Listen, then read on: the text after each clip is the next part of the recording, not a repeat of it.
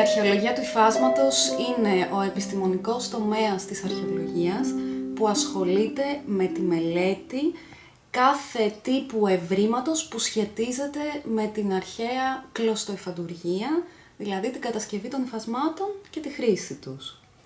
Μελετάμε λοιπόν τα ευρήματα υφασμάτων που προέρχονται από τις ανασκαφές, αλλά και ό,τι σχετικό έβριμα βρίσκεται, όπως για παράδειγμα κλωστές, σπάγκους, σκοινιά, μελετάμε κείμενα και επιγραφές, μελετάμε την εικονογραφία, που συνήθως είναι η αγγιογραφία, αλλά και τα αγάλματα, τοιχογραφίες, ψηφιδωτά. Μελετάμε παράλληλα τα εργαλεία κλωστοϊφαντουργίας και προσπαθούμε να συγκρίνουμε τις πληροφορίες που αντλούμε από όλους αυτούς τους τύπους πηγών για να συλλέξουμε το μέγιστο αριθμό πληροφοριών για την αρχαία κλωστοϊφαντουργία.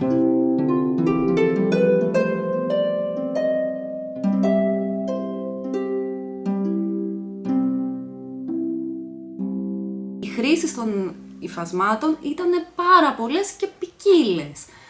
Δηλαδή, έχουμε τα υφάσματα που χρησιμοποιούνται στο σπίτι, από κλινοσκεπάσματα, μαξιλάρια, τέντες, χαλιά, αλλά έχουμε και μια τεράστια χρήση των υφασμάτων σε πανιά των πλοίων. Εκτός αυτού, όλες τις χρήσεις που βλέπουμε και σήμερα.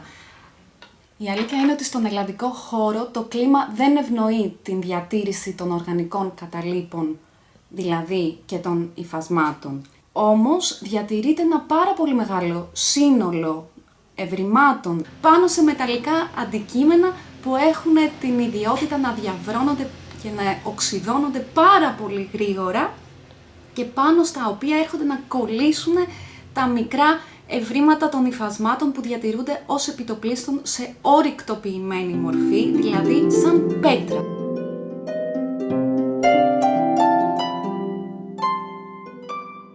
Ενώ τα εργαλεία έχουν αλλάξει, είναι εντυπωσιακό πόσα πράγματα μένουν ίδια ακόμα και ανά τους αιώνες στην διαδικασία της κατασκευής ενός υφάσματος. Ξέρουμε ότι στην αρχαία Ελλάδα χρησιμοποιούνταν μία μεγάλη ποικιλία πρώτων υλών για την κατασκευή των υφασμάτων. Από τις φυτικές πρώτες ύλες, η σημαντικότερη ήταν το λινάρι.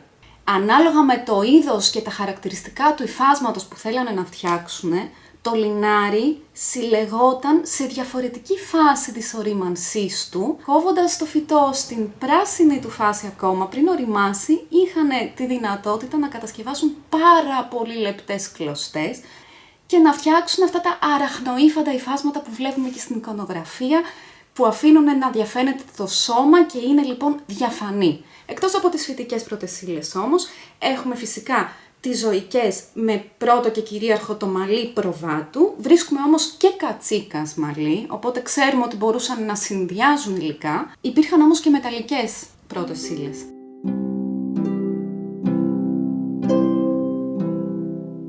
Ο πιο κοινός αργαλιός στην αρχαία Ελλάδα ήταν ο όρθιος αργαλιός με βάρη.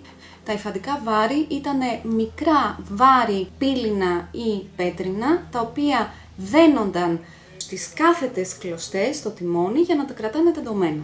Εκτός όμως από τη τεχνική αυτή, γνωρίζουμε ότι παράλληλα ήταν σε χρήση και άλλες τεχνικές για κατασκευή υφασμάτων, όπως ένας πιο στενός αργαλιός του ίδιου τύπου για την κατασκευή πιο μικρών υφασμάτων και η κατασκευή της τσόχας, η ύφανση με καρτέλες για την κατασκευή στενών ταινιών και το σπράνγκ που ήταν μια τεχνική για την κατασκευή μικρών διάτριτων υφασμάτων.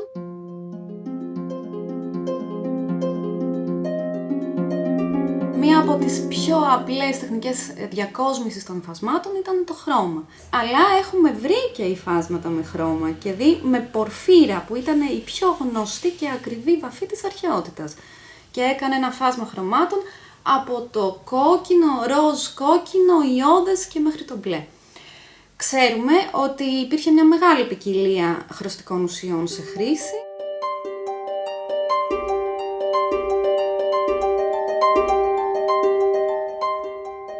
Η μελέτη της αρχαίας κλωστοϊφαντουργίας απαιτεί, όπως είπαμε, μια διεπιστημονική προσέγγιση. Καταρχάς λοιπόν μελετάμε τα κατάλοιπα αρχαίων υφασμάτων με τη βοήθεια στερεοσκοπίου, οπτικού μικροσκοπίου αλλά και ηλεκτρονιακού μικροσκοπίου, τα οποία το καθένα μας δίνουν διαφορετικές πληροφορίες τόσο για την ταύτιση των ινών όσο και για άλλα χαρακτηριστικά των υφασμάτων. Στη διάθεσή μας πλέον με την ανάπτυξη της τεχνολογίας έχουμε πολύ μεγάλη ποικιλία επιστημονικών αναλύσεων που μπορούμε να εφαρμόσουμε στα υφάσματα και η κάθε μία δίνει άλλες πληροφορίες, όπως για την προέλευση φερειπίν των πρώτων υλών.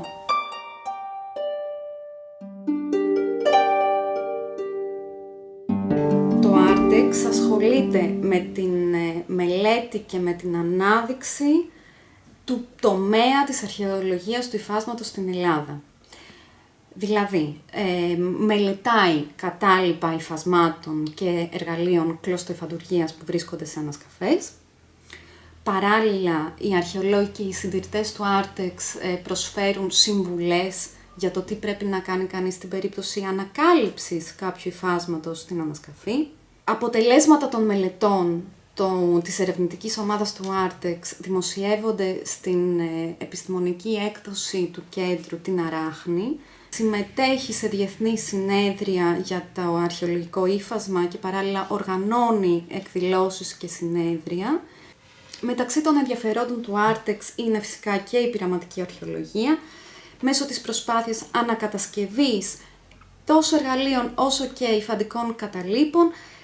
Πειραματιζόμαστε με τεχνικές κατασκευής και διακόσμησης και με βαφές για να αυξήσουμε τις γνώσεις μας γύρω από τη τεχνική της αρχαίας κλωστοϊφαντουργίας.